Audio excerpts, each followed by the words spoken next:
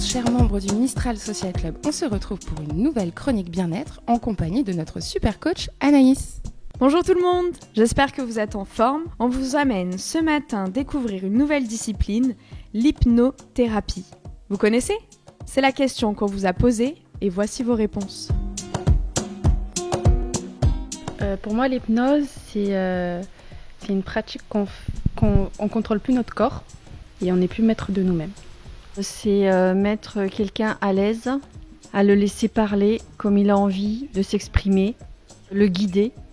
Et la personne, elle se sent bien et elle peut dire un peu ce qui lui passe par la tête. Et ça la libère.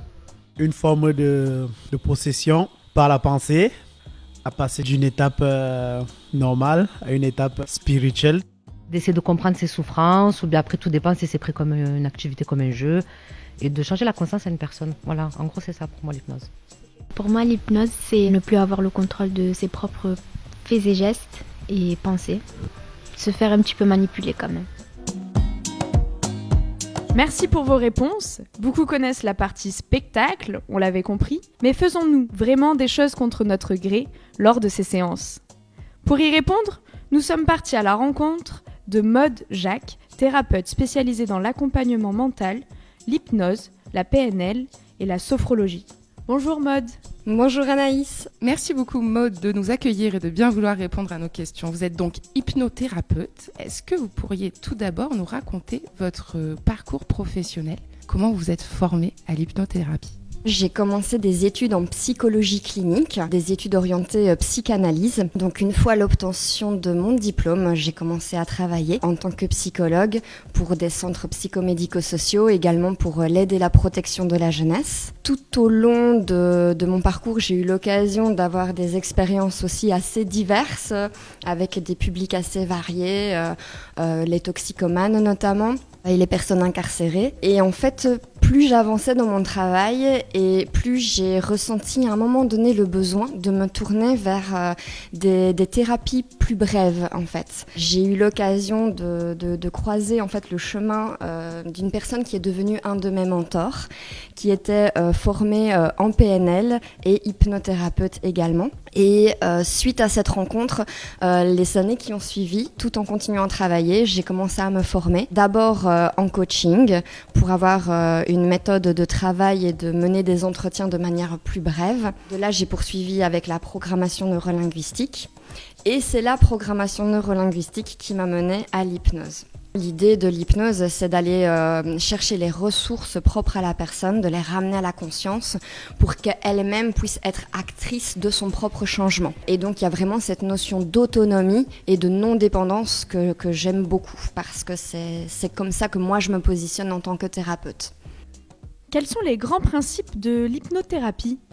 Alors, les grands principes de l'hypnothérapie, donc déjà l'hypnose, c'est ce qu'on appelle un état modifié de conscience. Alors, des états modifiés de conscience, il y en a plusieurs, pas qu'avec l'hypnose. L'hypnose, c'est l'état modifié de conscience, plus en fait tout le travail thérapeutique qu'il y a derrière. Donc, comment on procède ? On met la personne dans un état de détente d'abord, de relaxation, qu'on approfondit au fur et à mesure. Cet état, en fait, tout le monde le connaît et le pratique en fait tous les jours. Tout le monde a cette capacité de se mettre en auto-hypnose. L'exemple le plus flagrant, c'est quand on conduit et qu'on fait un trajet en voiture qu'on a l'habitude de faire. À un moment donné, je ne sais pas si ça vous est déjà arrivé, c'est comme si vous repreniez conscience et vous vous dites « je suis déjà là ». Et j'ai pas vu les 2-3 derniers kilomètres passer, j'ai l'impression. Voilà. Rien que ça, c'est un état modifié de conscience. C'est quand on passe un peu en pilote automatique en fait. Tout simplement parce que on ne peut pas être H24, 7 jours sur 7 à un niveau de vigilance à 100%. Toutes les 2 heures environ, notre cerveau a besoin de se mettre au repos.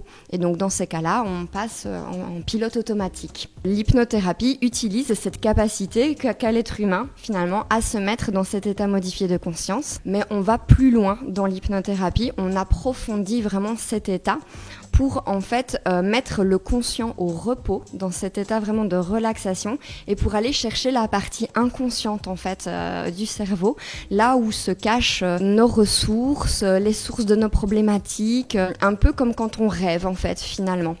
à l'aide de méthodes d'hypnothérapie, donc des suggestions, des métaphores, des histoires métaphoriques. On va créer une histoire pour la personne en fonction de sa problématique. Et cette histoire-là va lui permettre en fait de passer un cap, de dépasser des blocages pour accéder à ce qu'elle veut. Un exemple qui est peut-être plus flagrant, c'est les phobies. Je vais prendre des araignées, une phobie assez courante, mais l'idée c'est ça, c'est d'aller rechercher qu'est-ce qui est à la source, la création de cette phobie, et de pouvoir dépasser ce blocage-là en fait pour enlever cette phobie qui est en fait une peur mais totalement irrationnelle en fait, mais qu'on n'arrive absolument pas à contrôler. Alors pour quel problème vous consultons ? Pour différentes problématiques, donc j'ai parlé des phobies, c'est effectivement une problématique que je traite. Et également tout ce qui est la gestion du stress, des angoisses et des anxiétés pour des personnes qui ont des angoisses omniprésentes ou par exemple liées à un événement. Ça peut être lié à la préparation d'un événement, un examen à passer, que ce soit scolaire ou médical par exemple. J'ai déjà traité une jeune fille notamment qui devait passer un IRM et qui était claustrophobe et donc en fait elle voulait pas tant travailler sur sa claustrophobie parce qu'elle arrivait à la gérer au quotidien, mais là le fait de passer l'IRM, forcément voilà, ça c'était quelque chose qui la mettait vraiment mal à l'aise. Donc du coup l'idée c'était vraiment de travailler sur le jour de l'IRM, comment est-ce qu'elle va pouvoir appréhender la chose. L'hypnose peut être aussi utilisée pour tout ce qui est le traitement des addictions, donc l'arrêt du tabac, les compulsions alimentaires. Moi j'utilise aussi beaucoup l'hypnose et j'ai pas mal de demandes pour tout ce qui est gestion des douleurs. Donc les douleurs généralement chroniques ou les douleurs liées à la suite d'une blessure ou d'une opération. Peut être aussi utilisé pour tout ce qui est préparation mentale. Donc là, peut-être pour les sportifs, pour se préparer à une compétition. Ça peut être aussi pour les femmes enceintes, pour les préparer à l'accouchement. Généralement, moi en tout cas, je suis vraiment spécialisée dans tout ce qui est autour de la gestion émotionnelle. Donc c'est vraiment autour de ces problématiques-là qu'on vient me consulter. Mais après, l'hypnose en fait a un champ très très large et très très vaste d'intervention. Parce qu'il n'y a pas vraiment de limite, on va dire ça comme ça, à ce qui peut être traité sous hypnose. On a entendu dans le micro-trottoir beaucoup de personnes dire que quelque part on n'est plus maître de ce qu'on pense, de son corps. On parle de programmation neurolinguistique. Est-ce que vraiment vous prenez le contrôle de nous ? Alors non. Je ne prends pas le contrôle ni du corps ni de l'esprit, parce que c'est ce que j'ai entendu. Il y en a qui ont parlé du corps, il y en a qui ont parlé de l'esprit. Quand on voit surtout les spectacles d'hypnose, c'est ça en fait qui fait vraiment penser aux gens qu'on prend le contrôle sur quelqu'un. Alors l'hypnothérapie et l'hypnose de spectacle, c'est deux choses différentes. Généralement, l'hypnose déjà est utilisée pour trois choses. Soit l'hypnothérapie, soit l'hypnose de spectacle, soit l'hypnoanalgésie. Donc, ce sont les opérations qui sont faites sous hypnose pour éviter un minimum de produits anesthésiants, pour éviter une anesthésie générale. Donc l'hypnose de spectacle, effectivement, peut laisser penser qu'on prend le contrôle. Non, on ne prend pas le contrôle. Pourquoi ? Parce que quoi qu'il arrive, vous restez maître de vous-même. On induit cet état modifié de conscience durant lequel le corps se relâche et effectivement l'esprit par ailleurs dans des rêveries, un peu comme quand on dort. Ce n'est pas une prise de contrôle parce que finalement, pour que le corps se relâche et que la personne accepte de rêvasser, il faut vraiment qu'il y ait son accord, qu'elle accepte finalement de se laisser hypnotiser. Si elle ne veut pas se laisser hypnotiser, ça ne fonctionnera pas. Alors, peut-être qu'il y en a qui vont se dire, oui, mais bon, alors du coup, pourquoi certaines personnes, dans les spectacles, on leur fait faire le French cancan, la poule, etc. Déjà, dans les hypnoses de spectacle, tout est vraiment bien préparé pour induire l'état d'hypnose aux personnes. Je veux dire, voilà, il y a un contexte, il y a une ambiance qui est créée. L'hypnotiseur, donc parce qu'on les appelle hypnotiseurs, ceux qui font les spectacles et pas hypnothérapeutes. L'hypnotiseur n'est pas seul. Il a des personnes avec lui. Ils sont toute une équipe en fait, des gens qui sont bien souvent dans le public ou etc. et qui repèrent en fait les personnes les plus suggestives à l'hypnose. Généralement, dans ces spectacles-là, les gens qu'on fait monter sur scène sont des gens qui sont très réceptifs, même hyper réceptifs à l'hypnose de base, hyper somnambuliques comme on les appelle. Et effectivement, toutes ces personnes ont reçu des petits pré-tests. Si on prend un exemple, souvent l'hypnotiseur va demander de joindre les 2 mains ou le bout des doigts et d'imaginer que les doigts sont aimantés, qu'ils n'arrivent plus à se décoller, etc. Enfin, c'est une induction de base qu'on connaît assez bien, et finalement les personnes qui sont les plus réceptives, elles marchent pas, elles courent limite avec ce genre de petit exercice hyper ludique. Donc c'est pas n'importe qui monte sur scène, et effectivement c'est pas l'hypnotiseur qui claque des doigts et dort, non, il y a des pré-tests qui sont faits à l'avance. Bien souvent, il y a des membres de l'équipe de l'hypnotiseur qui sont mêlés un peu au public, qui discutent un peu comme ça avec les gens, comme on pourrait rencontrer quelqu'un à un spectacle et on discute.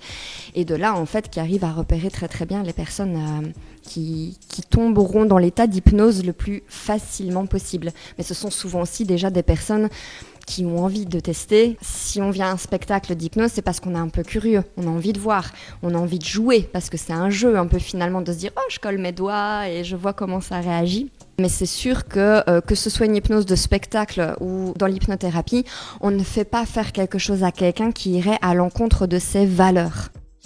Est-ce que c'est accessible à tout le monde du coup ? Non, c'est pas accessible à tout le monde. Donc les personnes sous l'effet de drogue ou alcool, non. Les personnes donc qui ont une maladie mentale de type psychose diagnostiquée, non. Chez les enfants, généralement, l'hypnothérapie peut être utilisée à partir de l'âge de 6-7 ans, mais pas avant. Tant que la personne n'a pas de maladie mentale diagnostiquée et en possession de ses moyens, parce qu'on peut aussi avoir des personnes âgées où il y a une dégénérescence qui est diagnostiquée, où là effectivement aussi ça n'est pas possible d'amener cette personne-là sous l'état d'hypnose. Comment se déroule une séance en hypnose ? Comment s'y préparer à la séance ? Pour la personne qui vient avant la séance, elle n'a pas besoin de se préparer. Il n'y a rien besoin de faire ou de prendre avec soi ou quoi que ce soit. La toute première séance est un peu différente. En tout cas, moi, je procède différemment pour la première séance que pour les autres. Je prends un temps d'échange avec la personne en face à face pour qu'elle m'explique les raisons pour lesquelles elle vient me voir, la problématique qu'elle veut traiter, et on définit ensemble son objectif. Je fais ce qu'on appelle des pré-tests, donc je teste la réceptivité de la personne à l'hypnose avec des petits tests qui peuvent changer et que je varie en fonction des personnes, en fonction de savoir est-ce qu'elle est plus visuelle, est-ce qu'elle est plus auditive, est-ce qu'elle est plus kinesthésique, voir en fonction au niveau de ses sens, lequel prend un peu le dessus pour pouvoir adapter mes inductions.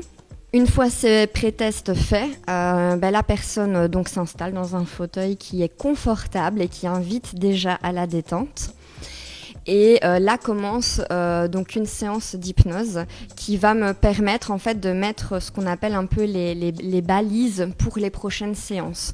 Donc souvent la première séance est beaucoup plus longue parce que je prends vraiment le temps d'induire cet état d'hypnose à la personne via différentes techniques. Ça peut être une induction avec la respiration, on se détend au fur et à mesure de la respiration. Ça peut être on sent le corps qui devient de plus en plus lourd ou qui devient de plus en plus léger. Voilà, différentes petites techniques d'induction qui vont vraiment amener la personne à se détendre. Et ensuite, il y aura ce qu'on appelle les approfondissements. Donc, c'est-à-dire, une fois que la personne est détendue et complètement relâchée, on approfondit cet état pour aller vers l'état modifié de conscience. Et une fois que la personne est vraiment dans l'état d'hypnose le plus profond où elle peut être, là, il y a tout ce travail thérapeutique derrière. Donc, on la met dans ce qu'on appelle, dans notre jargon, une safe place, donc c'est-à-dire un endroit où elle se sent bien. Quel que soit cet endroit. On ne le définit pas à l'avance, c'est au moment où la personne sera dans cet état d'hypnose qui va venir à elle, c'est son esprit qui va la créer. Une fois la personne dans cette safe place, on fait appel à tous ses sens. On utilise des techniques, moi je suis formée en PNL, donc j'utilise des techniques de PNL pour faire appel à tous les sens de la personne. Elle voit, elle entend, elle sent, elle ressent tout ce qu'il y a à ressentir dans cet espace finalement de bien-être, pour ensuite la faire ressortir de l'état d'hypnose. Et ça me permet aussi d'avoir avoir mis les balises de cette safe place pour les prochaines séances. Parce que lorsqu'on travaille sur des problématiques des fois qui peuvent mettre la personne dans son inconfort, le fait d'avoir cette safe place où on ramène à chaque fois la personne où elle est en sécurité, ça lui permet effectivement de pouvoir diminuer la pression que ça peut mettre quand on travaille sur des problématiques assez lourdes. On a répété plusieurs fois PNL, programmation neurolinguistique. Est-ce que rapidement, tu pourrais nous dire ce que c'est ? La PNL ou programmation neurolinguistique, c'est une forme de thérapie brève qui permet en fait d'aller chercher les ressources chez la personne, mais qui permet aussi en fait de mobiliser ses compétences. Donc grâce à la PNL, on peut aller vraiment mobiliser, rechercher les compétences chez la personne. L'apprentissage d'une langue étrangère, par exemple, peut se faire grâce à la PNL. On travaille avec des visualisations, des techniques d'ancrage au niveau du corps, de certains ressentis, et de là, en fait, ça permet de mettre la personne en état de situation, comme si elle était en train de le faire. Vu qu'elle l'a déjà fait une fois, lorsqu'elle devra le faire, elle le refera parce qu'en fait, elle l'a déjà fait. Le cerveau, finalement, ne fait pas de distinction entre la réalité et l'imaginaire. C'est déjà arrivé à tout le monde de regarder un film triste et d'en arriver à pleurer, ou de regarder un film drôle et de rigoler. Pourtant, ce sont des acteurs.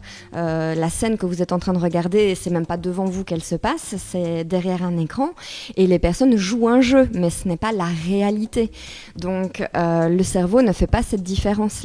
Et la PNL utilise cela, notamment, pas que, mais utilise cela pour permettre à la personne d'aller développer des ressources et des compétences nouvelles. Est-ce que vous aurez des conseils, des trucs et astuces à partager pour nos auditeurs ? Disons qu'un conseil que j'aurais à donner, c'est écoutez-vous en fait, parce que l'hypnothérapie, c'est une très belle et très chouette méthode, je trouve. Et en même temps, si c'est quelque chose qui ne vous parle pas, c'est ok aussi, en fait, simplement. Tout simplement, c'est ok aussi. Je pense qu'on vit dans un monde et dans une société qui avance de plus en plus à s'ouvrir au bien-être, à différentes méthodes qui émergent. Et ce qui est important, en fait, c'est de trouver celles, et quand je dis celles, ça peut être au pluriel, celles qui vraiment vous font du bien. Moi, je dis toujours que je ne suis pas ici sur Terre pour me mettre des contraintes. Je pense que des contraintes, on en a assez dans notre vie de tous les jours, par rapport à notre travail, notre vie de famille, que ce soit dans le perso ou dans le pro, on a tous des contraintes. Mais par rapport à vous-même, allez vers le type de thérapie qui vous convient. Si vous êtes curieux de tester l'hypnose, allez tester une séance, vous découvrirez, et à la suite de la séance, si ça vous a plu, si ça a provoqué quelque chose en vous, super. Sinon, c'est très bien aussi, mais ça veut dire qu'il reste encore plein d'autres méthodes de thérapie à tester en fait. Voilà, donc restez à l'écoute de vous-même et allez vers les choses vers lesquelles vous êtes curieux, vous avez envie de tester et qui vous font du bien surtout. Super, merci beaucoup Maud. On espère que vous avez une idée plus précise de ce qu'est l'hypnothérapie et que cette chronique vous a donné envie de prendre soin de vous et de cultiver votre bien-être. À très vite pour de nouvelles chroniques sur le Mistral Social Club.